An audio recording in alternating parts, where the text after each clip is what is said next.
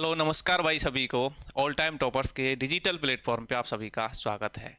तो भाई जैसा कि अपना चैप्टर यानी कि यूनिट फर्स्ट अपने स्टार्ट की थी, एक क्लास अपनी हो चुकी है।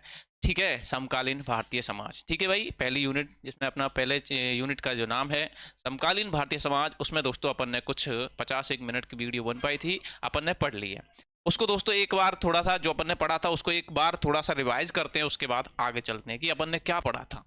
ठीक है, तो देखो भाई यहाँ पर अपन चर्चा कर रहे थे कि औपनिवेशिक यानी कि भारतीय जो समाज है, भारतीय जो अर्थव्यवस्था है, भारतीय की जो राजनीति है, उस पर औपनिवेश का क्या प्रभाव पड़ता है। औपनिवेश यानी कि जो अपने पाश्चात्य जो संस्कृति है, ब्रिटिश जो शासन है, जब उन्होंने हमारे भारत पर क्या किया था, शासन स्थापित किया, नियंत्रण किया, तब उसके क्या प्रभाव यहाँ पर पड़े थे, तो इसके बारे में अपन ने चर्चा की थी। तो यानी कि भारतीय समाज, अर्थव्यवस्था तथा राजनीति पर औपनिवेशवाद के प्रभावों की अपन बात करते हैं। अपन ने बात कर भी ली कुछ। तो अब देखो भाई यहाँ पर अपन ने क्या बात की थी, तो यहाँ पर देखा था कि भारतीय जो समाज है तथा राजनीति है उस पर औपनिवेशवाद के जो प्रभाव है उनका वर्णन कीजिए। तो हमने इस पर बात की थी कि भारतीय संस्कृति या समाज जो कि सबसे प्राचीन संस्कृति है, कैसी है, बहुत विश्व की सबसे प्राचीनतम संस्कृतियों में आती है, यूनानी, मिस्र, रोम की संस्कृतियों के साथ में। लेकिन ये आज तक अपने जो है दोस्तों जो अपनी संस्कृति है, समाज जो अपनी कह सकते हैं इतिहास है, जिसको संजोए हुए है, वर्तमान में भी जो है स्थित है। इसके आगे दोस्तों अपन यहाँ पर बात करते हैं। अपन ने देखा कि भारतीय जो समाज है उस पर औपनिवेशवाद के क्या प्रभाव पड़ते हैं। तो अपन ने देखा कि भारत पाश्चात्य जो संस्कृति है, क्या पाश्चात्य सभ्यता और संस्कृति यानी कि जो ब्रिटिश पश्चिमी सभ्यता, जो पश्चिमी संस्कृति, उसके बारे में अपन ने यहाँ पर चर्चा की थी कल। ठीक है, तो यहाँ पर अपन ने पाश्चात्य सभ्यता, शिक्षा और जीवन शैली का भारत में जो प्रसार हुआ, क्या हुआ, उनकी जो जीवन शैली है वो जहाँ पर जब यहाँ पर आए और दोस्तों उन्होंने नियंत्रण स्थापित किया, शासन चलाया, तो उन्होंने अपनी संस्कृति का यहाँ पर प्रचार किया, अपने समाज का यहाँ पर प्रचार किया। ठीक है, इसके बाद दोस्तों अपन ने विद्वान जो इतिहासकार थे डॉक्टर एम.एन. श्रीनिवासन, इनके विचार देखे थे। इसके बाद दोस्तों अपन आगे चले तो यहाँ पर औद्योगिकरण और नगरीकरण की जो प्रक्रिया है प्रारंभ होती है। किसकी? औद्योगिकरण, यानी कि उनके द्वारा जो उद्योग लगाए गए, क्या लगाए गए? उद्योग लगाए गए। ठीक है, उत्पादन यहाँ पर शुरू किया। क्या शुरू किया? उत्पादन यहाँ पर शुरू किया दोस्तों। संयुक्त परिवार और कुटीर उद्योग जिससे क्या हुए थे? कमजोर हुए थे। ये बात पढ़ी थी अपन ने। इसके बाद दोस्तों संस्कृतिकरण की प्रक्रिया के बारे में देखा। ठीक है, कृषि पेशे का यांत्रिकरण और आधुनिकीकरण, यानी कि कृषि क्षेत्र में दोस्तों यंत्रों का आना शुरू हुआ, यानी कि जैसे बैलों से खेती होती है तो ट्रैक्टर आए, तो यंत्रीकरण की प्रक्रिया यानी कि दोस्तों आधुनिकीकरण बढ़ा। ठीक है, इसके बाद अपन ने बात की यहाँ पर कि कल्याणकारी राज्य की स्थापना। ठीक है, इससे क्या होना? कल्याणकारी राज्य की स्थापना करने के लिए अपन ने क्या किए थे यहाँ पर, तो स्वतंत्रता के बाद की बात करें दोस्तों, किसकी? स्वतंत्रता की बात की। अपन ने यहाँ पर बात को समझा था कि स्वतंत्रता के बाद में जो है बहुत परिवर्तन देखने को मिले, क्योंकि अपन हमको क्या मिल चुकी थी? आज़ादी मिल चुकी थी। आज़ादी मिल गई तो हमने क्या किया? यहाँ पर परिवर्तन करने स्टार्ट किए। ठीक है, तो कल्याणकारी राज्य की स्थापना में, राज्य की स्थापना की दिशा में दोस्तों निरंतर जो प्रयास है वो किए जा रहे हैं, जिसके कारण राज्य के जो कार्य क्षेत्र है उसमें निरंतर विस्तार हो, यानी कि स्वतंत्रता के बाद आज तक लेकर अपन क्या कर रहे हैं? अपनी जो राजनीति है, अपनी अर्थव्यवस्था है, अपनी सामाजिक क्षेत्र है, उसमें सभी में परिवर्तन करते जा रहे हैं। ठीक है, यानी कि समय के अनुसार बदलना। इसके बाद दोस्तों अपन यहाँ पर सामाजिक विधान यानी कि सोशल लेजिस्लेशन जो है, इसके बारे में अपन ने बात की थी। जो परंपराएं, जो प्रथाएं चली आ रही थी उनको बदला। जैसे कि दोस्तों अपन ने विधवा विवाह अधिनियम 1954 लागू किया। ठीक है, हिंदू विवाह अधिनियम 1955 को लागू किया, यानी कि एक विवाह यानी कि बहु विवाह को रोका कि अब एक व्यक्ति कई सारे विवाह नहीं कर सकता, उसको रोकना। ठीक है, बाल विवाह निरोधक अधिनियम दोस्तों 1929 को लागू किया, यानी कि बाल विवाह नहीं किया जा सकता है। बच्चों की उम्र जो है विवाह की वो डिसाइड किया जाए, तो उसमें लड़के की उम्र दोस्तों 21 वर्ष और महिला की यानी कि लड़की की उम्र 18 वर्ष जो है निर्धारित की गई थी। हिंदू विधवा विवाह पुनर्विवाह, यानी कि हिंदू पुनर्विवाह जो दोस्तों विधवा पुनर्विवाह जो अधिनियम है वो कब आता है? 1956 में। अस्पृश्यता का अंत हुआ था कब? 1955 में एक अधिनियम आता है। ठीक है, इसके बाद हिंदू उत्तराधिकार अधिनियम आता है दोस्तों 1956 में। और राजनीतिक संगठन यानी कि जो पॉलिटिकल पार्टीज हैं, ये स्वतंत्रता के बाद में जो अपनी पॉलिटिकल पार्टीज हैं, ये अपने लिए क्या अच्छा करती हैं, देश की अच्छा, जनता के लिए क्या अच्छा करती हैं, तो ये आता है दोस्तों यहाँ पर राजनीतिक संगठन। इसके बाद है दोस्तों महिला स्त्री शिक्षा, यानी कि महिलाओं की शिक्षा में दोस्तों उनकी सुरक्षा में क्या परिवर्तन किए, ये अपन ने यहाँ पर देखा और क्या परिवर्तन आए आज तक। ठीक है, इसके बाद दोस्तों अपन ने देखा कि नियोजन यानी कि प्लानिंग, इन योजनाओं को लागू करने के लिए अपन जो पहले से प्लानिंग करते हैं, जैसे पंचवर्षीय योजना के बारे में अपन ने देखा था, तो 5 वर्ष में दोस्तों योजनाएं लागू की जाती हैं। उन योजनाओं के लिए प्लानिंग बनानी पड़ती है और उसके अनुसार दोस्तों काम करना पड़ता है, जिनके जो परिणाम है वो बाद में देखने को मिलते हैं, अच्छे परिणाम या बुरे परिणाम। ठीक है, जैसे इसके बाद दोस्तों अपन ने नियोजन के प्रमुख प्रभाव क्षेत्र देखे थे, ठीक है। इसके बाद दोस्तों अपन ने जनसंख्या वृद्धि जो है इसके बारे में देखा था कि जनसंख्या वृद्धि के क्या दुष्परिणाम हैं, ठीक है, इसको रोकने के क्या क्या उपाय हैं। इसके बाद दोस्तों अपन ने यहाँ पर देखा जैसे कि जनसंख्या के जो प्रमुख प्रभाव पड़ रहे हैं दोस्तों, आर्थिक क्षेत्र पर बढ़ रहे हैं, बेरोजगारी बढ़ रही है, स्वास्थ्य के क्षेत्र पर क्या क्या प्रभाव पड़ रहे हैं। मैंने बताया था ना कि 5150 व्यक्तियों पर एक डॉक्टर का होना, कब 1968 में, 1975 में ये 3000 हो गए, और 1900 इस तरह से दोस्तों यहाँ पर भारत में दोस्तों स्वास्थ्य पर एक व्यक्ति पर 4 रुपये, अमेरिका में 193 रुपये और जापान में 117 रुपये खर्च होते हैं। इस तरह से अपन ने यहाँ तक पढ़ा था। फिर उसके बाद शिक्षा पर क्या प्रभाव पड़ रहा है दोस्तों, जनसंख्या वृद्धि का, आवास और जीवन स्तर पर क्या प्रभाव पड़ रहा है, सामाजिक समस्याएं क्या क्या आ रही हैं, ये सारी चीजें अपन ने कल चर्चा की थी भाई। यहाँ तक आगे चलें। अब देखो, अब दोस्तों अगला कारण है मनोवैज्ञानिक कारक। क्या कारक है? मनोवैज्ञानिक कारक। देखो ये क्या है दोस्तों, भारतीय समाज में दोस्तों नवीनता और जिज्ञासा की प्रवृत्ति लोगों को नए अनुभव और दोस्तों खोज करने के लिए प्रेरित करती है। बिल्कुल भाई, जिस व्यक्ति के अंदर जिज्ञासा होती है, ऑलरेडी सीधी सी बात है, वो जानने का प्रयास करता है कोई भी। अगर हम पढ़ रहे हैं दोस्तों और उस पढ़ने में दोस्तों अगर हम जिज्ञासा दिखाएं, इंटरेस्ट दिखाएं, रुचि दिखाएं, रुचि दोस्तों जो हमें पढ़ने में मजा आ रहा है और इसके साथ जिज्ञासा यानी कि जानने की इच्छा, उसमें कुछ ऐसा आ रहा है जिसमें हमें जानने की इच्छा आ रही है और लेकिन वो उस पुस्तक के अंदर नहीं है, यानी कि हम उसके गहराई में चले गए, तो दोस्तों वहां पर जिज्ञासा बहुत जरूरी चीज है। तो ये क्या करता है दोस्तों, भारतीय समाज में जो नवीनता और जिज्ञासा की प्रवृत्ति लोगों को नए अनुभव और खोज करने के लिए प्रेरित करती है। जो जिज्ञासा क्या करती है, खोज करने के लिए प्रेरित करती है। जब हम कोई चीज पढ़ रहे हैं दोस्तों, अब हम क्या करते हैं, जब उसमें दोस्तों जानने की इच्छा करते हैं, यानी कि हमारी खोजी प्रवृत्ति जो है निकल रही है। तो ऐसे ही दोस्तों यहाँ पर बात हो रही है किसकी, नवीनता और जिज्ञासा। व्यक्ति वही पसंद करता है जो नया और रोचक हो दोस्तों। क्या होता है? जो नया होता है और रोचक होता है, इंटरेस्टिंग होता है, जिसे समझ लिया जाए उसका आकर्षण कम हो जाता है। जिसे समझ लिया जाए वो तो आकर्षण कम हो जाता है, लेकिन दोस्तों जब नई नई चीज मिलती है ना तो उसके प्रति जिज्ञासा, आकर्षण बहुत अधिक होता है। ठीक है, नए विचार और प्रयोग समाज में दोस्तों सकारात्मक परिवर्तन लाते हैं। एक अच्छे विचार और नए विचार दोस्तों, कैसे नए विचार, यानी कि अपन जिन परंपराओं से चले आ रहे हैं दोस्तों, उन परंपराओं में अगर हम, तो कोई व्यक्ति दोस्तों क्या करता है, परिवर्तन लाता है, हमको समझाता है कि नहीं भाई ये कुछ ऐसे नहीं, हम इसको इस तरह से भी कर सकते हैं। तो वहां पर दोस्तों नए विचारों को उसको एक्सेप्ट किया जाए, उन सुझावों को एक्सेप्ट किया जाए और सुधार किया जाए। ठीक है, इसके बाद दोस्तों आज अधिकांश लोग घिसी पिटी परंपराओं से ऊब चुके हैं, इसलिए नई चीजों को अपनाने लगे हैं। आई बात समझ में? यहाँ पर यही बात हो रही। तो मनोवैज्ञानिक कारण यानी कि दोस्तों यहाँ पर साइकोलॉजिकल फैक्टर्स की बात करें, साइकोलॉजिकल जो फैक्टर हैं उनकी बात करें। इसके बाद देखिए सामाजिक परिवर्तन के बाधक तत्व। सामाजिक परिवर्तन के बाधक तत्व क्या हो सकते हैं? तो यहाँ पर दोस्तों फैक्टर हिंडरिंग सोशल चेंज की बात करें तो देखो भारतीय समाज जो है उसमें कुछ तत्व परिवर्तन की गति को रोकते हैं। समाज में कुछ तत्व परिवर्तन की गति को रोकते हैं। आपको पता है कि बिल्कुल जो कुछ अच्छा करने की, अगर जो व्यक्ति अच्छा करता है ना समाज में दोस्तों, उसको रोकने वाले बहुत होते हैं। क्या होते हैं उसको रोकने वाले? क्या कर रहा है तू, फालतू के कामों को लग रहा है भाई, तुमको नहीं पता है वो फालतू नहीं है, उसको रोकने का बहुत प्रयास किया जाता है।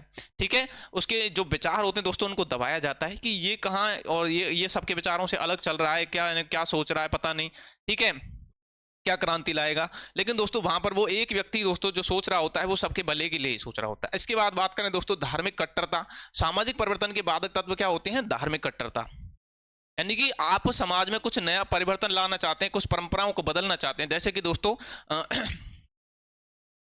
कि दोस्तों पहले दोस्तों महिलाओं को शिक्षा दी नहीं जाती थी। क्या महिलाओं को नहीं दी जाती थी? क्या दोस्तों शिक्षा नहीं दी जाती थी? एक मिनट भाई,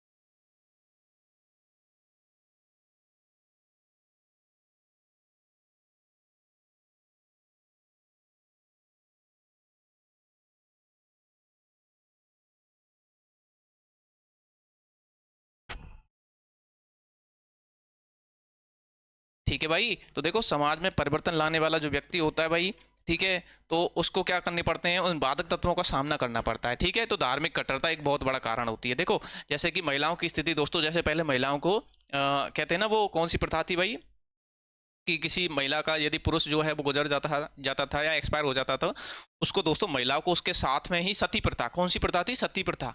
अब सती प्रथा यानी कि महिला को दोस्तों उस पुरुष के साथ में जलना पड़ता था, यानी कि एक जिंदा महिला को पुरुष के साथ में जलना पड़ता था। तो भाई ये कौन सा तरीका है कि एक जिंदा व्यक्ति को भी मरना पड़ेगा।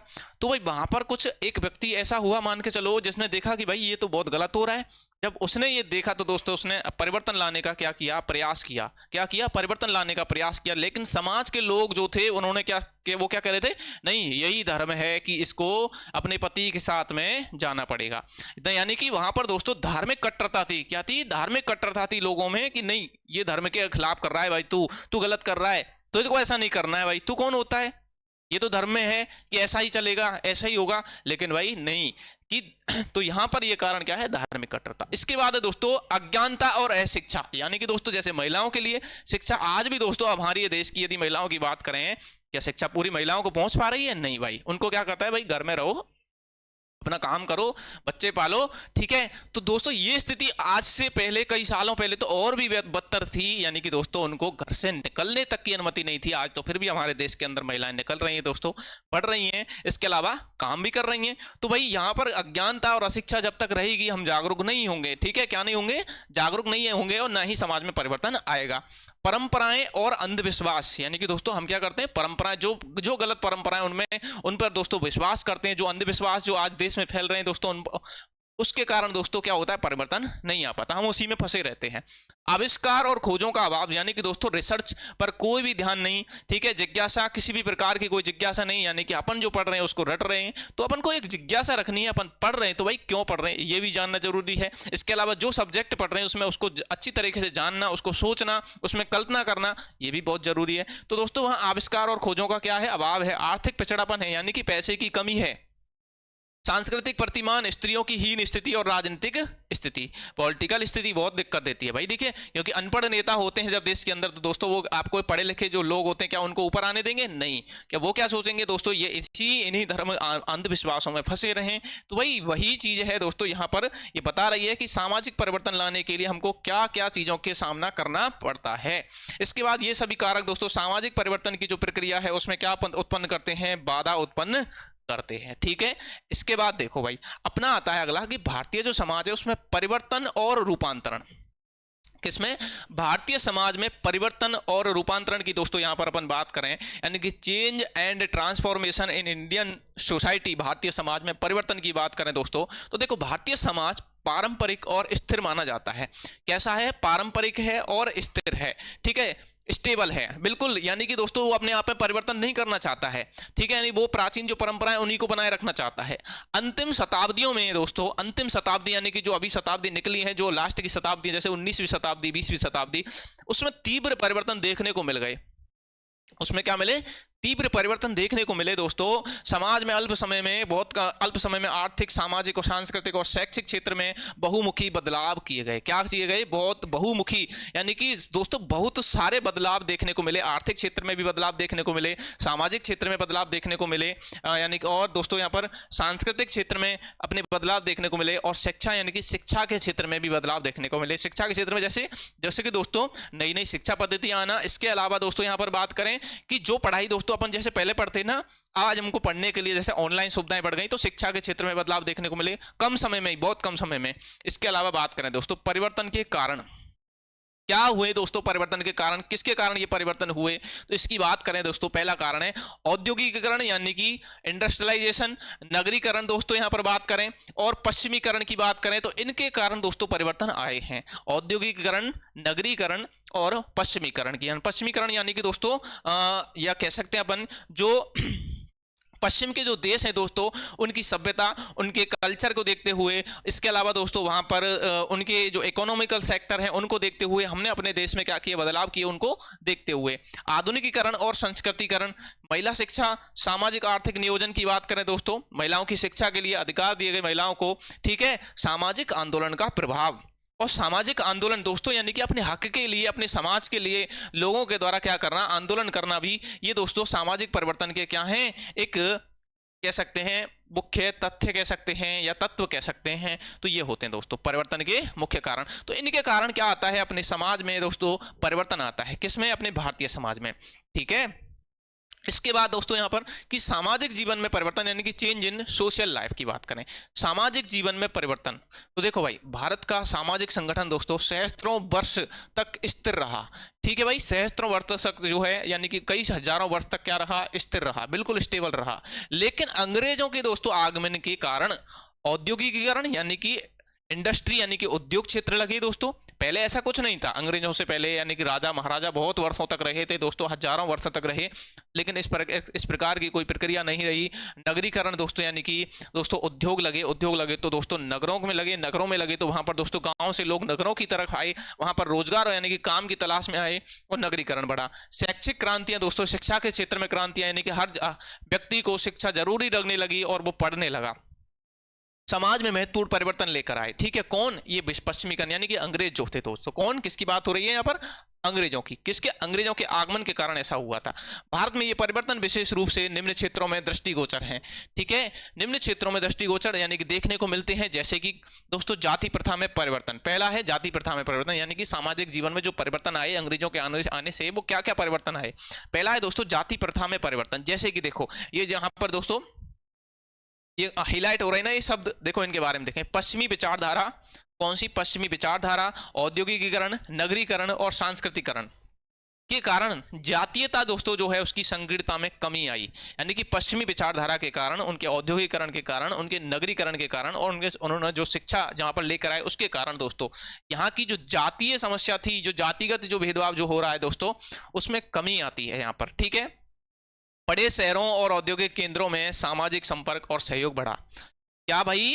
कि बड़े शहरों, जो बड़े शहर हैं, बड़ी सिटी हैं, जैसे मुंबई है, दिल्ली है, ठीक है, बेंगलुरु है दोस्तों, उनमें क्या? औद्योगिक केंद्रों में सामाजिक संपर्क और सहयोग बढ़ा, हेल्प बढ़ी भाई। यानी कि लोग सामाजिक यानी कि एक तरह एक दूसरे से जुड़े भाई वहां पर।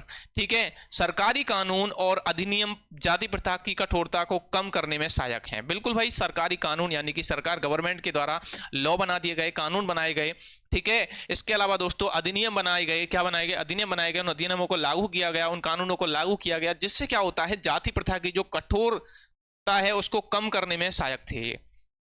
इसको जो जाति प्रथा है उसको दोस्तों बिल्कुल कम करने में क्या थे? ये सहायक थे, इनके जो लॉ, जो कानून थे। अंतर जातीय विवाह जिसको दोस्तों इंटरकास्ट मैरिज बोला जाता है। प्रेम विवाह की बात करें दोस्तों, जिसको लव मैरिज बोला जाता है, और कोर्ट मैरिज की बात करें, इसमें भी दोस्तों जातिगत भेद बाधाओं को तोड़ने में मददगार थे। ठीक है। जो कि अंग्रेजों के आने से दोस्तों पश्चिमी विचारधारा, औद्योगिकीकरण, इसके अलावा नगरीकरण दोस्तों जो हुआ, इसके कारण क्या हुआ है? इंटरकास्ट मैरिज जो है इनमें दोस्तों बढ़ावा मिला, यानी कि इंटरकास्ट मैरिज देखने को मिली, लव मैरिज यानी कि प्रेम विवाह देखने को मिला, इसके अलावा कोर्ट मैरिज भी देखने को मिलता है। यानी कि थोड़ा परिवर्तन आता है। व्यवसाय में क्या दोस्तों परिवर्तन? किसमें? व्यवसाय में परिवर्तन। जैसे कि देखो पारंपरिक जातिगत व्यवसायों का परित्याग और नए व्यवसाय अपनाना। क्या भाई? पारंपरिक और जातिगत व्यवसाय। ऐसा नहीं है कि आपकी परंपरा है, आपकी जाति, आपको यही काम करना पड़ेगा। नहीं भाई, आप कोई भी काम कर सकते हो। ठीक है। यानी कि ऐसा नहीं है कि आप झाड़ू लगाते हो तो आपको झाड़ू ही लगाना पड़ेगा, आप पूजा पाठ करते हो तो आपको ही पूजा पाठ करना पड़ेगा, या आप कोई काम करते हो को यही काम आपको करना पड़ेगा। ऐसा नहीं, आप कोई भी काम कर सकते हो। ठीक है। यानी कि व्यवसायों का परित्याग किया दोस्तों लोगों ने, अपने व्यवसाय का नए व्यवसाय अपनाए। ठीक है। परिणाम स्वरूप दोस्तों ब्राह्मण और क्षत्रियों का प्रभुत्व घटा। बिल्कुल भाई, जो ब्राह्मण और क्षत्रिय जाति थी उनका प्रभुत्व जो था, जो ऊंचाई पर बैठे हुए थे बहुत अधिक, यानी कि दोस्तों जो अपने आप को बहुत अधिक ऊंचा मानते थे, उनका प्रभुत्व घट गया। जबकि हरिजन और पिछड़ी जातियां जो हैं दोस्तों, उनका क्या हुआ? महत्व जो है वो बढ़ गया। क्या बढ़ गया?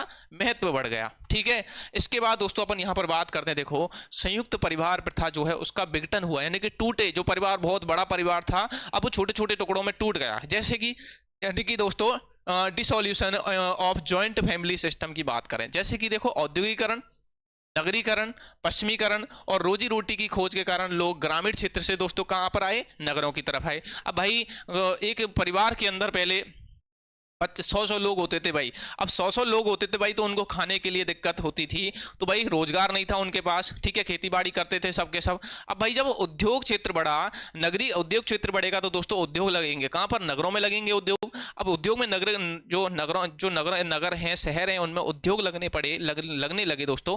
तो वहां पर दोस्तों जो ग्रामीण क्षेत्र के लोग हैं वो आने लगे, यानी कि नगरीकरण बढ़ने लगा। क्या बढ़ने लगा? नगरीकरण बढ़ने लगा, शहरीकरण बढ़ने लगा दोस्तों, ठीक है। क्यों? क्योंकि नगरों या शहरों में क्या होती है? सुविधाएं ज्यादा होती हैं। इसके बाद दोस्तों नगरों में आवास, रोजगार की समस्या के कारण संयुक्त परिवार प्रथा, जो परिवार है दोस्तों वो विकसित होने लगे। बिल्कुल भाई, किसके? नगरों में आवास के कारण, क्योंकि शहर जो होते हैं उनमें दोस्तों रहने के लिए इतनी बड़ी जगह नहीं होती जितनी गाँव के अंदर होती है। तो दोस्तों नगरों में जो आवास है यानी कि रहने के लिए और रोजगार की जो समस्या है उसके कारण जो संयुक्त परिवार है दोस्तों वो टूटने लगे, छोटे छोटे परिवार बनने लगे। पाश्चात्य शिक्षा यानी कि जो पश्चिमी शिक्षा थी दोस्तों, अंग्रेजी जो शिक्षा थी, और भौतिकवाद ने व्यक्तिवादिता को बढ़ावा दिया।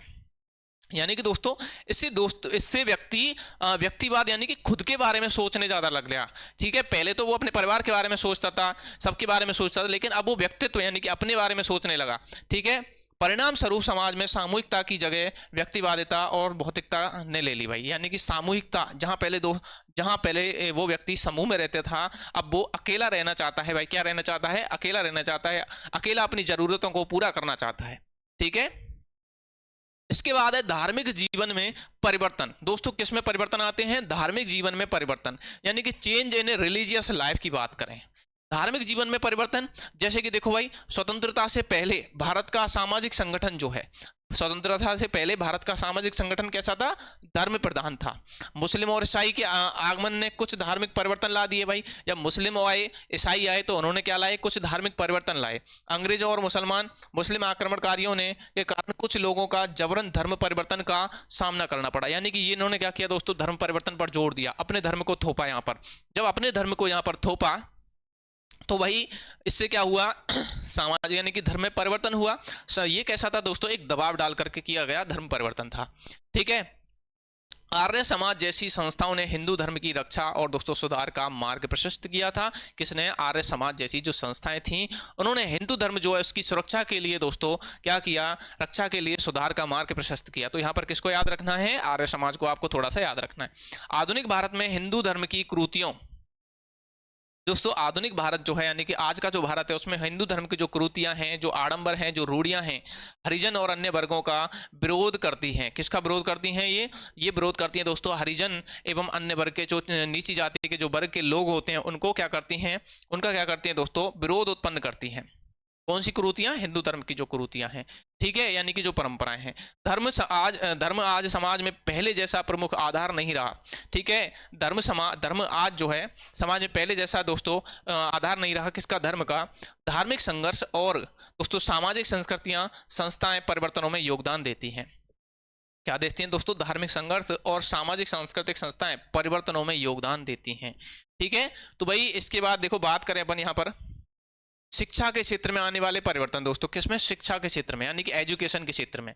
तो मुस्लिम और ईसाई, देखो मुस्लिम और ईसाई शासकों ने शिक्षा में दोस्तों, किसने? मुस्लिम और ईसाई शासक जो है उन्होंने शिक्षा में उर्दू, अरबी, फारसी और अंग्रेजी भाषा जो है इसको बढ़ावा दिया। क्या दिया? बढ़ावा। संस्कृत और अन्य भारतीय भाषाओं का महत्व घट गया, यानी कि दोस्तों इंग्लिश को बढ़ावा दिया, यहाँ पर अरबी भाषा को और दोस्तों अंग्रेजी भाषा को, उर्दू भाषा, अरबी भाषा को तो बढ़ावा दिया, लेकिन संस्कृत भाषा और दोस्तों इसके अलावा भारतीय भाषाओं का महत्व घट गया, यानी कि हिंदी भाषा का भी महत्व घट गया, ठीक है। तो संस्कृत भाषा का क्या घटा? महत्व घटा, ठीक है। शिक्षा अब भी सभी वर्गों के लिए समान अधिकार प्रदान करती है। दोस्तों जो शिक्षा है सभी वर्गों के लिए, आज भी दोस्तों सभी वर्गों को क्या कहते हैं? शिक्षा का सबका अधिकार है, राइट टू एजुकेशन है, ठीक है। सबका अधिकार है, सबको अधिकार प्रदान करती है। पश्चिमी शिक्षा ने दोस्तों तार्किकता यानी कि लॉजिक और व्यक्तिवादिता, भौतिकता, नवीन आचार विचार को बढ़ावा दिया।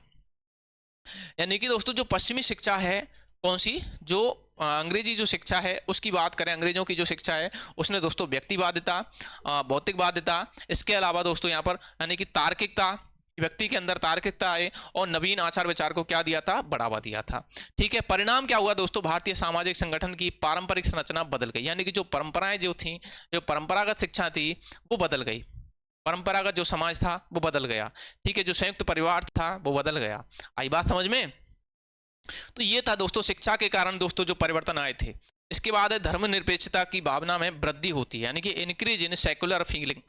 धर्मनिरपेक्षता की भावना में वृद्धि होती है। देखो भाई, औद्योगिकीकरण, नगरीकरण दोस्तों, आधुनिकीकरण, औद्योगिकीकरण, नगरीकरण और आधुनिकीकरण की यदि बात करें यहाँ पर, और पाश्चात्यकरण यानी कि पश्चिमी शिक्षा, और शिक्षा ने धर्मनिरपेक्ष जो दृष्टिकोण है, कौन सा, जो धर्मनिरपेक्ष जो दृष्टिकोण है दोस्तों, ठीक है, उसको क्या किया, बढ़ाया। लोग अब धर्म का अंधानुकरण नहीं करते, यानी कि दोस्तों धर्म में दोस्तों अंधे नहीं होते दोस्तों। लोग क्या नहीं होते, धर्म में अंधे नहीं है, समझते हैं। धार्मिक आदर्शों और मूल्यों में परिवर्तन आया। किस में परिवर्तन आया, धार्मिक आदर्शों में, ठीक है, क्या अपने आदर्श हैं, क्या अपने कर्तव्य हैं, ठीक है, उनमें परिवर्तन आया। सरकारी नीतियों में भी दोस्तों धर्मनिरपेक्षता को बढ़ावा मिला, यानी कि दोस्तों आप जो है धर्म के नाम पर कोई ऐसा काम नहीं करो जिससे कि दोस्तों लोग जिसमें अंधविश्वास में रहें, ठीक है, अंधविश्वास में रहें तो लोग समझें दोस्तों धर्म में अंधे ना हो, ठीक है, धर्म में अंधे ना हो, जो कि फालतू की जो कह सकते हैं दोस्तों परंपरागत जो कुरीतियां हैं उनमें ना फंसे रहें, ठीक है, परंपरागत जो कुरीतियां हैं उनमें ना फंसे रहें, ठीक है। तो इसमें बताया है कि धर्मनिरपेक्षता को बढ़ावा मिला, ठीक है, जिससे हुआ का दोस्तों आधुनिक जो समाज है उसमें धर्म का अब सामाजिक संगठन का सबसे प्रभावशाली आधार नहीं रहा। इसका धर्म अब सामाजिक संगठन जो है दोस्तों उनका सबसे प्रभावशाली आधार नहीं रहा है। इसके बाद देखिए भाई, तार्किकता के महत्व में वृद्धि दोस्तों, इंपोर्टेंस ऑफ लॉजिक, यानी कि लॉजिकता में वृद्धि हुई। आधुनिक भारत में लोग दोस्तों कर्म और पुनर्जन्म में कम विश्वास रखते हैं।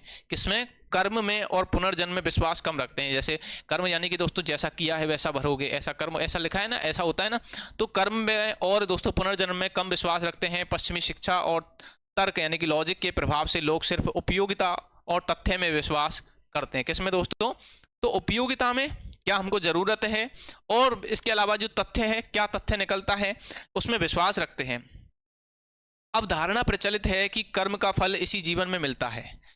क्या दोस्तों, अब धारणा प्रचलित है, आज की धारणा है कि कर्म का फल इसी जीवन में मिलता है।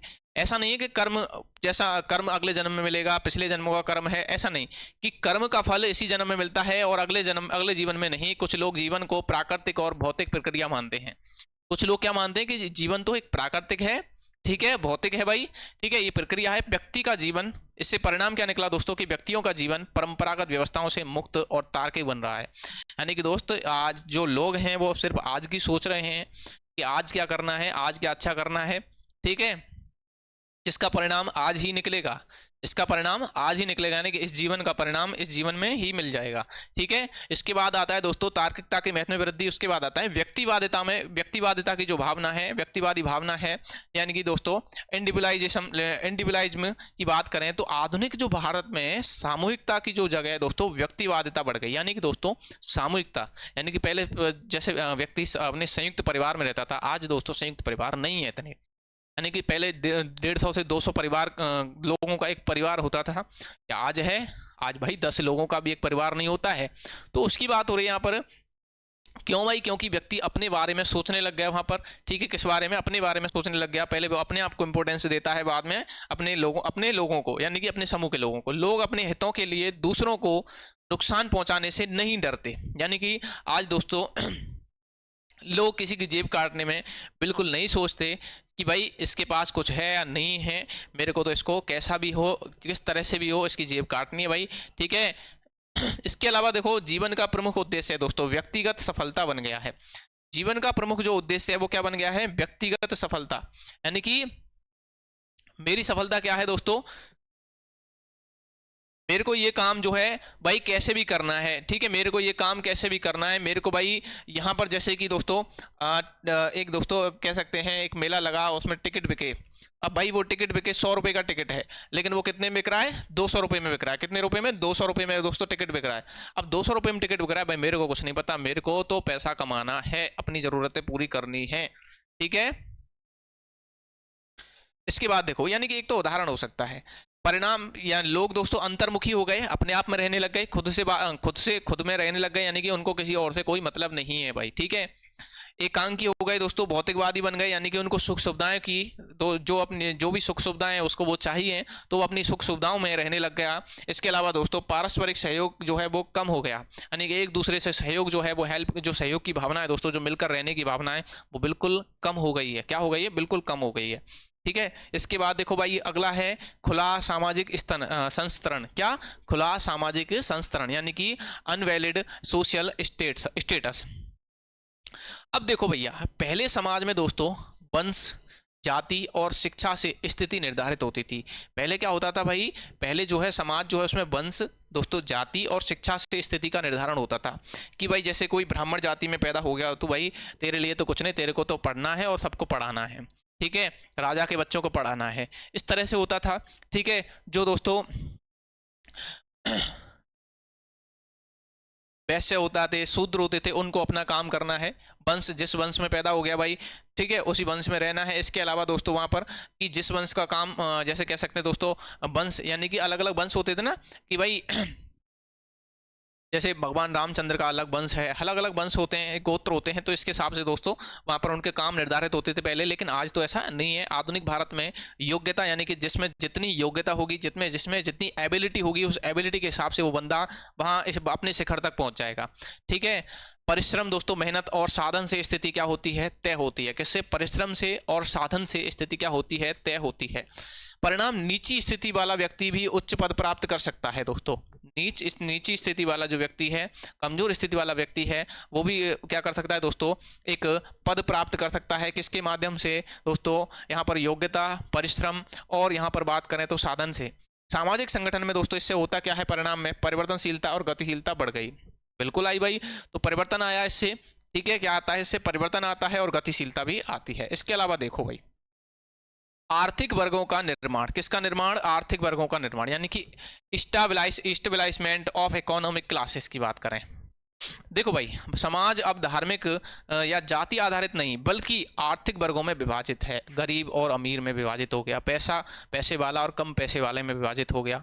ठीक है, आर्थिक साधनों वाले वर्गों को अधिक सामाजिक, जो आर्थिक साधनों वाले जो वर्ग हैं उनको अधिक सामाजिक, राजनीतिक और सांस्कृतिक अधिकार प्राप्त हैं। जिसके पास ज़्यादा पैसा है, ठीक है, जिसके पास ज़्यादा पैसा है, पद है दोस्तों, उसकी राजनीति में, समाज में अच्छी दोस्तों पकड़ है। क्या है? वो एक अच्छा व्यक्ति बन करके बैठा हुआ है समाज में। ठीक है, परिणाम दोस्तों इससे क्या होता है? इससे वर्गीय संघर्ष, यानी कि दोस्तों अलग अलग वर्ग बन जाते हैं लोगों के, जातियां बन जाती हैं और उससे संघर्ष बढ़ता है। क्या बढ़ता है? एक संघर्ष बढ़ता है, एक दूसरे के प्रति दोस्तों विरोध उत्पन्न रहता है। ठीक है, हमेशा तनाव रहता है दोस्तों इससे, और समाज में अस्थिरता आती है। क्या आती है? समाज में अस्थिरता आ रही है, जैसा कि वर्तमान में ऐसा चल भी रहा है। इसके बाद दोस्तों अपन यहाँ पर बात करते हैं देखो कि एकांकी परिवारों का निर्माण, यानी कि दोस्तों एकांकी यानी कि एक छोटा परिवार, एक छोटा परिवार। तो देखो पश्चिमी शिक्षा और व्यक्तिवादिता के कारण दोस्तों लोग स्वतंत्र परिवार बनाना पसंद करने लगे हैं। स्वतंत्र यानी कि अपना एक परिवार, यानी कि दोस्तों जैसे होते हैं ना एक खुद का परिवार, जैसे कि आदमी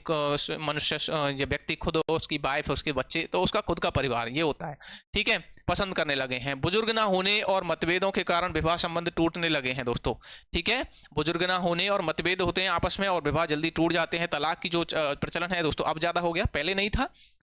परिणाम क्या होता है? परिवार विघटन और सामाजिक अस्थिरता बढ़ रही है। परिवार का विघटन हो रहा है, परिवार टूट रहा है। ठीक है, सामाजिक अस्थिरता आ रही है, यानी कि स्टेबल नहीं रहा अब समाज। ठीक है, अब दोस्तों क्या हो रहा है? एकांकी परिवार बढ़ रहा है। इसके बाद है स्त्रियों और युवा शक्ति में वृद्धि हो रही है। स्त्रियों और युवा शक्ति में increase in rights of women and youth की बात करें, देखो भाई स्त्रियों और युवा में अधिकारों के प्रति जागरूकता बढ़ रही है, बिल्कुल बढ़ रही है भाई। ठीक है, क्या बढ़ रही है? पश्चिमी सभ्यता जो है उसके कारण क्या बढ़ी? तो स्त्रियां जो है उनकी जो शिक्षा है, उनकी जो समाज है दोस्तों, संस्कृति है, उसके कारण हमारे यहाँ पर होता क्या है? परिवर्तन आए। तो उसमें एक परिवर्तन ये भी था कि स्त्रियों और युवा में अधिकारों के प्रति जागरूकता बढ़ गई, यानी कि लोग अपने अधिकार जानने लग गए अपने शिक्षा के बाद दोस्तों। ठीक है, अपने अधिकार जानने लग गए, तो स्त्रियां अपने अधिकार जानती हैं, युवा अपने अधिकार जानने लग गए। परिणाम क्या होता है दोस्तों? परिवार और समाज में अधिक जटिलता पर समानता और अधिकारों की स्थापना होने लगी कि भाई जैसे परिवार है दोस्तों, जैसे बच्चे की उम्र नहीं होती उससे पहले विवाह करने की सोच लेते हैं पहले ही, तो वहां पर दोस्तों वो बच्चा क्या कहता है, वो कह सकते हैं कोई युवा है वो क्या कहता है? भाई मेरी मर्जी होगी तो मैं विवाह करूंगा, नहीं होगी तो नहीं करूंगा। इस तरह से दोस्तों वहां पर बात हो रही है कि युवा अपनी जिम्मेदारियां, इसके अलावा अपने अधिकार जो है दोस्तों उनको समझने लग चुके हैं। इसके बाद देखो सामाजिक मूल्यों में परिवर्तन आए हैं। किससे दोस्तों? सामाजिक मूल्यों में क्या आ रहे हैं? परिवर्तन, यानी कि चेंज इन सोशल वैल्यू। विवाह को अब दोस्तों धार्मिक संस्कार की बजाय, जो विवाह है दोस्तों, इसको अब धार्मिक संस्कार की बजाय एक सुविधाजनक बंधन माना जाने लगा है। अब जो विवाह है दोस्तों एक धार्मिक संस्कार नहीं है, क्या है? एक सुविधाजनक बंधन है। सुविधाजनक यानी कि दोस्तों जहां पर दोस्तों अपनी ज़रूरतें पूरी होती हैं, कह सकते हैं एक सिक्योर लाइफ हो जाती है, कह सकते हैं सिक्योर लाइफ माना जा रहा है, ठीक है। एक सुविधाजनक बंधन हो गया है क्या? विवाह। परंपरागत मूल्यों में दोस्तों बदलाव आते हैं, इससे सामाजिक मूल्यों में परिवर्तन आता है। तो क्या आता है? परंपरागत जो मूल्य थे उनमें बदलाव आ गए, परंपराएं थी उनमें बदलाव आ रहे हैं, और समाज की संरचना जो है वो क्या हो रही है? प्रभावित हो रही है, ठीक है। यानी कि जो समाज का जो स्ट्रक्चर था, जो बनावट थी दोस्तों, जैसे संयुक्त परिवार की प्रथा थी, सामूहिकता थी, वो अब बदल गई है। वो अब एकांकी में आ चुकी है। किस में आ चुकी है? एकांकी में आ चुकी है। यानी कि अब मनुष्य अब एकांकी रहने उसको एकांकी चाहिए, उसको व्यक्तिवादिता, यानी कि उसको अपनी भौतिकताएं पूरी करनी है। क्या पूरी करनी है? उसको अपनी भौतिकताएं पूरी करनी है। इसके बाद आता है अगला कि पारिवारिक जीवन जो है उसमें परिवर्तन आता है, यानी कि चेंज इन फैमिली लाइफ। तो फैमिली लाइफ में क्या परिवर्तन आता है भैया? तो भैया देखो, परिवार का नियंत्रण व्यक्ति पर कम हुआ है, ठीक है। परिवार का नियंत्रण व्यक्ति पर कम हुआ है, ठीक है। शिक्षा और मनोरंजन का जिम्मा परिवार से विद्यालय और बाह्य संस्थाओं ने ले लिया है, ठीक है। यानी कि परिवार में जो मनोरंजन, जो हंसी मजाक जो होते थे दोस्तों, अब वो किसने ले लिए हैं? वो अब विद्यालय और जो इंस्टीट्यूट यानी कि कॉलेज हैं दोस्तों, उन्होंने ले लिए हैं, ठीक है। आर्थिक कार्य अब मिलों कारखानों द्वारा किए जाते हैं। आर्थिक कार्य यानी कि दोस्तों पैसा कमाने का जो साधन है वो किसके द्वारा किया जा रहा है? अब मिल्स, यानी कि जो मिलें हैं, जो उद्योग धंधे हैं, जो फैक्ट्रियां हैं, ठीक है, उनके द्वारा।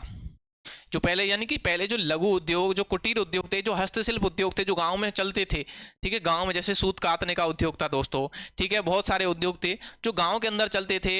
हस्तशिल्प जो कला थी जो गांव में थी, अब वो वहाँ किसने ले लिया? उसको उद्योग धंधों ने ले लिया, फैक्ट्रियों ने ले लिया, ठीक है। परिवार की संरचना पूरी तरह से बदल गई है भाई, ठीक है। यानी कि परिवार की संरचना पूरी तरह से बदल गई, क्योंकि लोग दोस्तों जहां पहले जो हस्तशिल्प उद्योग का धंधा करते थे या कुछ काम करते थे, जिससे थोड़ी इनकम थोड़ी उनकी जरूर कम होती थी दोस्तों, वो क्या करते हैं? उस थोड़ा सा उस इनकम के कारण वो शहर जाते हैं, यानी कि नगरीकरण बढ़ता है। क्या? शहर जाते हैं भाई, ठीक है। कहाँ जाते हैं? शहर। तो वहाँ पर जाकर के रहते हैं, जिसके कारण दोस्तों अब वो शहर में जाकर के जब नौकरी करते हैं, पैसा कमाते हैं दोस्तों, वहीं पर क्या सेट होने की सोचते हैं, यानी कि सेटल में अपना आवास वगैरह, अपना घर, यानी कि वो अपनी जो व्यक्तिवादिता है, अपनी भौतिकता है, वहीं पर पूरी करता है।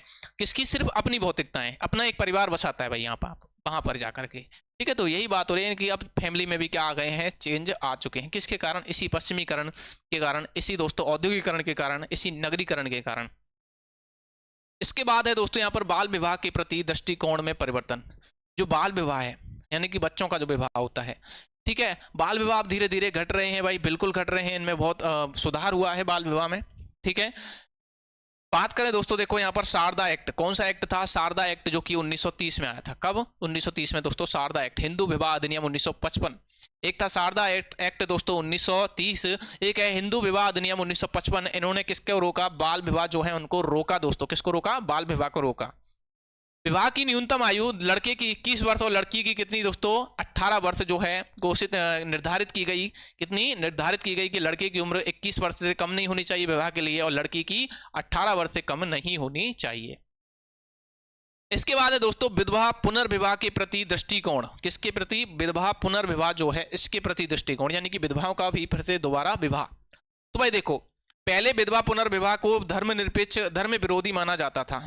जो विधवा पुनर्विवाह है इसको धर्म विरोधी माना जाता था पहले, ठीक है। कि विधवाएं जो हैं वो विवाह नहीं कर सकती भाई, ठीक है, उनको अपना जीवन अकेले ही बिताना पड़ेगा। लेकिन भाई देखो 1856 का विधवा पुनर्विवाह अधिनियम आता है दोस्तों, और शिक्षा के विस्तार से सकारात्मक बदलाव आते हैं। क्या? बहुत पॉजिटिव दोस्तों, इसके जो है पॉजिटिव साइड इफेक्ट, पॉजिटिव जो इफेक्ट हैं वो आने लगते हैं, ठीक है, यानी प्रभाव होते हैं भाई, ठीक है। पॉजिटिव इफेक्ट किसके? 1856 का विधवा पुनर्विवाह अधिनियम जो आता है, ठीक है। और शिक्षा दोस्तों, और क्या? शिक्षा के विस्तार से, यानी कि महिलाएं शिक्षा प्राप्त करती हैं, जो विधवा हैं वो शिक्षा प्राप्त करती हैं। और दोस्तों यहाँ पर ये अधिनियम आता है कि विधवाएं पुनः विवाह कर सकती हैं, ठीक है। इसके परिणाम स्वरूप दोस्तों होता क्या है? इसका परिणाम क्या होता है? कि विधवाओं की स्थिति सुधरती है और पुनर्विवाह अधिक होने लगे, यानी कि अब विधवाओं के भी विवाह होने लग गए हैं, ठीक है। इसके बाद देखो भाई, अगला है प्रेम या अंतरजातीय विवाह और दोस्तों तलाक। ये क्या है?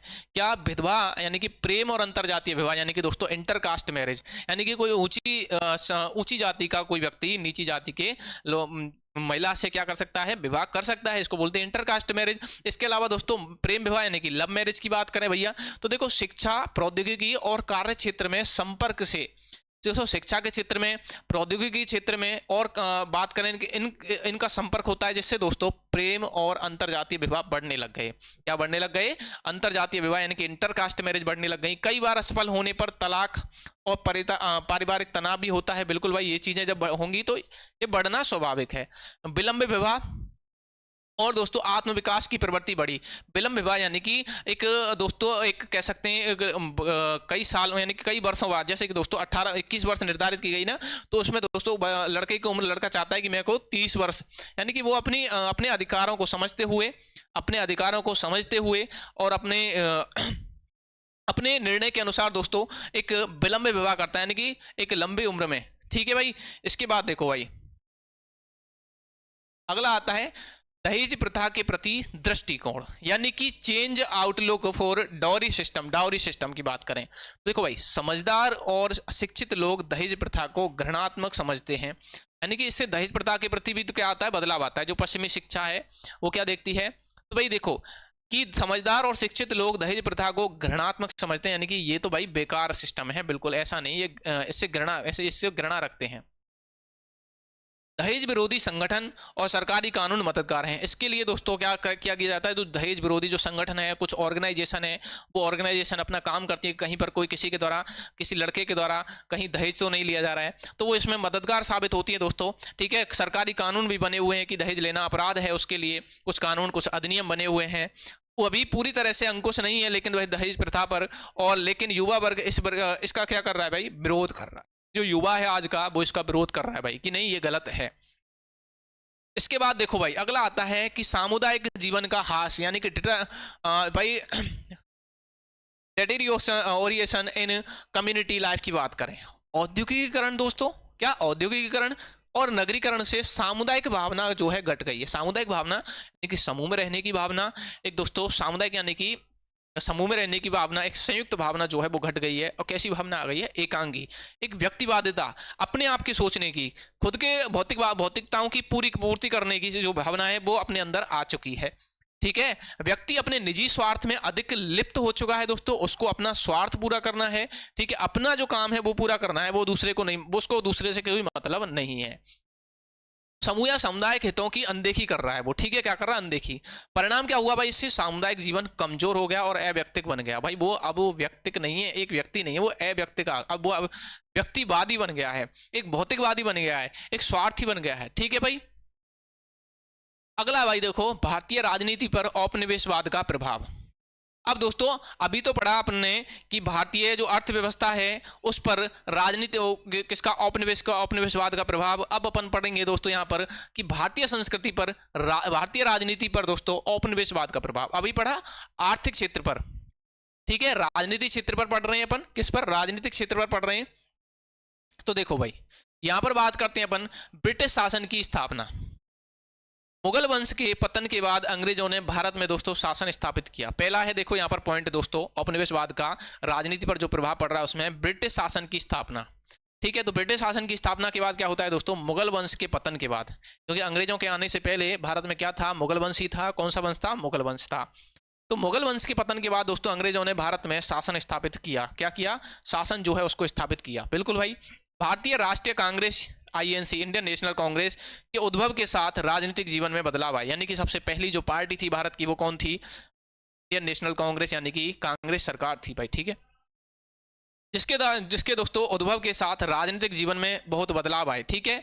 उस अगला है दोस्तों, ब्रिटिश शासन की स्थापना हो गई मुगल वंश के बाद। कि स्वतंत्रता आंदोलन, यानी कि 1857 की जो क्रांति हुई थी उसकी बात करें दोस्तों अपन, यानी कि क्रांति 1857 क्रांति।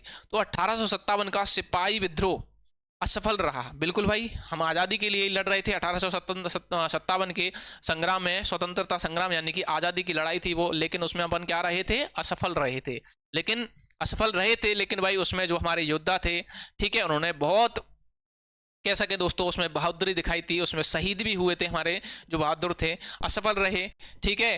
पर स्वतंत्रता की चिंगारी बन रही थी, यानी कि हमारी स्वतंत्रता की जो सबसे बड़ी सबसे पहली जो चिंगारी थी वो कौन सी थी पूछी जाए तो 1857 की क्रांति ही थी, स्वतंत्रता की शुरुआत हुई, ठीक है। इसके बाद बात करें तिलक यानी कि लोकमान्य बाल गंगाधर तिलक की बात करें, और दोस्तों गोपाल कृष्ण गोखले जी की बात करें, जैसे नेताओं ने सक्रिय राष्ट्रवाद का नेतृत्व किया, यानी कि वो राष्ट्रवाद में दोस्तों, ठीक है, क्या रहे, राष्ट्रीयता में उन्होंने नेतृत्व किया दोस्तों, एक नेता बन करके, एक अच्छे पर्सन बन करके दोस्तों, उन्होंने जो क्रांति हो रही थी उस क्रांति का क्या किया, उन्होंने नेतृत्व किया था, ठीक है। इसके अलावा दोस्तों बात करें तिलक का नारा क्या था, लोकमान्य बाल गंगाधर तिलक थे जो उनका नारा था, स्वराज्य मेरा जन्मसिद्ध अधिकार है और मैं इसे लेकर के रहूंगा, ठीक है। स्वराज्य हमारा जन्मसिद्ध अधिकार है, ठीक है, हम इसे लेकर के रहेंगे, यानी कि हमारा राज्य अपना राज्य होना चाहिए, ये हमारा अधिकार है, ठीक है, हमारा देश होना चाहिए, ये हमारा अधिकार है। आप कौन होते हैं हम पर गुलाम बनाने वाले हमको, या दोस्तों यहाँ पर शासन करने वाले, ठीक है। इसके बाद अपन बात करें यहाँ पर कि महात्मा गांधी और अहिंसात्मक आंदोलन, दोस्तों राजनीति पर क्या प्रभाव पड़ रहे हैं उसके बारे में देख रहे हैं। देखो भाई, देखो गांधी जी ने सत्याग्रह का प्रचार किया, यानी कि दोस्तों वो जब यहाँ पर शासन करते हैं तो उसके विरोध में क्या क्या काम होते हैं, तो यहाँ पर दोस्तों देखो गांधी जी ने सत्याग्रह का प्रचार किया दोस्तों, सत्याग्रह यानी कि नमक सत्याग्रह कर रहे थे, जैसे कि दोस्तों कौन, गांधी जी, ठीक है, यानी कि उन्होंने क्या किया, आज़ादी के लिए सत्याग्रह किए, असहयोग आंदोलन चलाया था गांधी जी के द्वारा 1900 दोस्तों 20 के अंदर, ठीक है। चौरा चौरी कांड जब हुआ था दोस्तों उसको रोका गया था। 1940 में व्यक्तिगत सत्याग्रह और 1942 में भारत छोड़ो आंदोलन ने जनता को संगठित किया। हाँ, तो किसके द्वारा चलाए गए थे, गांधी जी के द्वारा चलाए गए भारत छोड़ो आंदोलन। इसके अलावा 1940 में व्यक्तिगत सत्याग्रह, ठीक है। क्रांतिकारी आंदोलन की बात करें यहाँ पर तो दोस्तों जो कि बंगाल से क्या होता है, प्रारंभ होता है, कहाँ से, पश्चिम बंगाल से प्रारंभ, यानी कि बंगाल से प्रारंभ होता। भगत सिंह, दोस्तों कौन, भगत सिंह, चंद्रशेखर और आजाद जैसे वीरों ने अपने प्राणों की क्या दी, आहुति दी दोस्तों, किसने, तो भगत सिंह, सुभाष चंद्र बोस, इसके अलावा चंद्रशेखर आजाद, भगत सिंह, इन्होंने क्या दी, जैसे वीरों ने आजादी दी दोस्तों। सुभाष चंद्र बोस ने आजाद हिंद जो फौज थी दोस्तों, कौन सी, आजाद हिंद जो फौज थी, ठीक है, उसके माध्यम से लोगों को क्या किया, प्रेरित किया दोस्तों, स्वतंत्रता के लिए क्या किया, लोगों को प्रेरित किया, उनके अंदर एक ज्वाला की उत्पन्न की कि भाई हमको आजादी लेनी है और उसके लिए चाहे कुछ भी करना पड़े। इसके बाद दोस्तों अपन यहाँ पर बात करते हैं स्वतंत्रता की प्राप्ति की, किसकी, भाई हमारी जो हमको जो आज़ादी है वो प्राप्त होती है उसकी, अहिंसात्मक और क्रांतिकारी आंदोलनों के फलस्वरूप 15 अगस्त 1947 को भारत स्वतंत्र होता है, आज़ाद होता है दोस्तों, ठीक है, और भारतीय तिरंगा फहराया गया, ठीक है, कब, तो 15 अगस्त 1947 गणतंत्र, जिसको स्वतंत्रता दिवस जैसे कहते हैं दोस्तों, अपन स्वतंत्रता दिवस जैसे कहते हैं, तो उस दिन क्या फहराया गया, तिरंगा फहराया गया, ठीक है, क्या फहराया गया, तिरंगा फहराया गया, ठीक है। तो भाई अगला है लोकतांत्रिक परिवर्तन, दोस्तों स्वतंत्रता के बाद लोकतांत्रिक गणराज्य की स्थापना, यानी कि जनतंत्र, लोकतंत्र यानी कि जनतंत्र, जनता का शासन गणराज्य की क्या की गई, स्थापना की जाती है, ठीक है। आई बात समझ में यहाँ तक। इसके बाद दोस्तों संविधान लागू होता है कब, 26 जनवरी 1950 को, जब हम गणतंत्र दिवस जिस दिन मनाते हैं, हमारा संविधान क्या होता है, लागू होता है, जिसमें दोस्तों नागरिकों को समानता और कानून के संरक्षण का अधिकार दिया गया, यानी कि सभी लोग देश के लिए, राष्ट्र के लिए समान हैं, प्रत्येक व्यक्ति के समान अधिकार हैं, ठीक है, वो अपने अधिकारों के लिए बोल सकता है। धर्म, जाति, लिंग, जन्मस्थान आदि के आधार पर भेदभाव वर्जित है, यानी कि किसी भी व्यक्ति के साथ आप धार्मिक मुद्दे पर, यानी कि धार्मिकता पर कोई भेदभाव नहीं कर सकते, जातिगत भेदभाव नहीं कर सकते दोस्तों, ठीक है, लिंग के आधार पर कोई भी भेदभाव नहीं कर सकते। इसके अलावा जन्म स्थान के आधार पर कि आप किसी भी राज्य से कहीं से भी आप क्या करते हो, निवास करते हो, आप दूसरे राज्य में पढ़ रहे हो तो आप किसी भी प्रकार से उससे भेदभाव नहीं कर सकते हो, ठीक है, तो ये दोस्तों वर्जित है। तो ये लोकतांत्रिक परिवर्तन जो है देखने को मिले आजादी के बाद में। इसके बाद दोस्तों सामाजिक दृष्टिकोण की बात करें, समाजवादी जो दृष्टिकोण है, तो देखो स्वतंत्र जो भारत है दोस्तों, यानी कि आजाद भारत है, उसकी बात कर रहे हैं।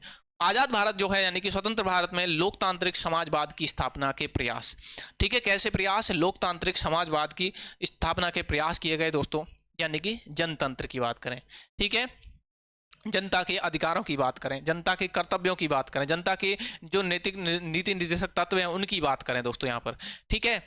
समाज, समान अधिकार, सुविधाएं और उत्पादन के साधनों पर समाज का स्वामित्व। समान अधिकार, सबके अधिकार समान हैं, सबको सुविधाएं जो दी जाएं वो समान सुविधाएं दी जाएं। और दोस्तों उत्पादन के साधनों पर समाज का क्या है, स्वामित्व है, यानी कि जो भी उत्पादन हो रहा है वो समाज का ही है, इस देश का ही है, इस राष्ट्र का ही है। ठीक है, प्रत्येक व्यक्ति को, यानी कि प्रत्येक व्यक्ति को यहाँ पर समान अधिकार है। जितने भी अधिकार है वो व्यक्ति को समान, यानी कि जितने भी अधिकार दिए जाएंगे वो प्रत्येक व्यक्ति के लिए समान रूप से दिए जाएंगे।